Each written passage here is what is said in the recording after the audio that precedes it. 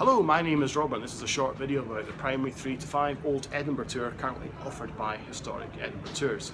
This video looks specifically at the activities and locations that we'll cover in this tour. For more general points, please see our video on historicedinburghtours.co.uk/schools. Your tour starts in Greyfriars Kirkyard and I'll give everyone laminated evidence sheets. The pupils will work in pairs. One child will get a green set of sheets and a partner will get a blue sheet. The green sheet has a map of Edinburgh as it looked in 1647. Because this is more of a bird's eye view than a typical map, it really lets the children imagine some of the buildings in a bit more detail. We'll spend some time in pairs just looking at this map and they'll have to work out which of the coloured blobs they'll have to be. I'll lead them to realising that they're standing next to Greyfriars Kirk itself, and we'll come back to this throughout the tour. Once we've understood where we are, we'll now turn our attention to the blue sheets. The first activity will look at different pictures of Greyfriars Kirk. The pairs will have to work out what's changed with this building over the past 400 years. There's a variety of direct, interactive questions for the class to consider, and we'll go for a walk right around the outside of the kirk before we discuss our answers. I'll then throw in one important fact and let the children see if they can work out why there's been such big changes. We'll hear the story of Greyfriars Bobby, listening to the different versions before I bring the story up to date with some very recent research. It might not quite be the story you're expecting, but it's worth hearing. We'll then explore a few of the important tombs and monuments in the kirkyard, and we'll look at the style of the tombs and what information we get from these as historical artefacts. I'll even let them see how people were buried, and it's quite cool to let children realise what of this dead person's body part they're most likely to be standing on. Class will then learn about William Carstairs, a man who was effectively a spy at one point. We'll have an age-appropriate look at how he was tortured, yay! And the class will get to look at a set of torture thumb screws before some of the children get to use them on me. Great photo opportunity, and one that the classes always seem to talk about. If there's time, we might have a look at what gravestones tell us about life expectancy, and it's not maybe quite what you think.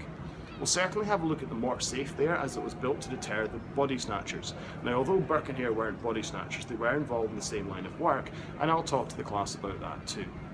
It's now time for a short break.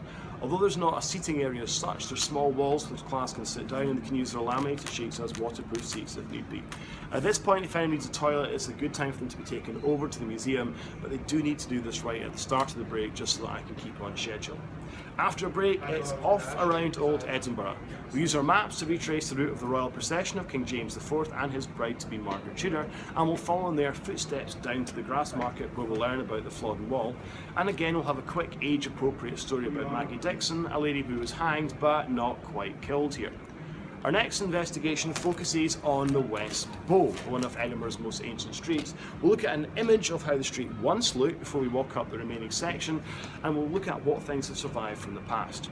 On Victoria Terrace, we'll discuss whether the old image was reliable or not based on what we've just discovered.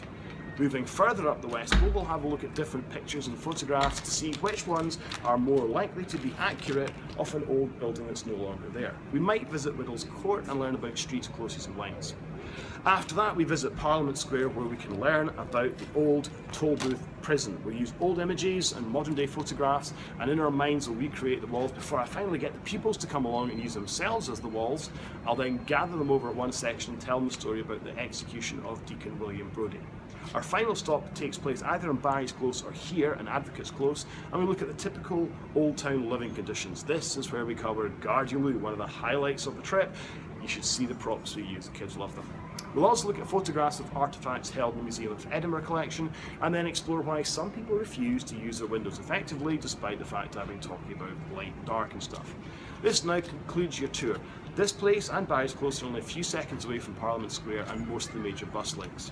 If you have any questions about this tour, or you want a couple of changes maybe made just to suit what you're doing in class, please email me at robert@historicedinburghtours.co.uk.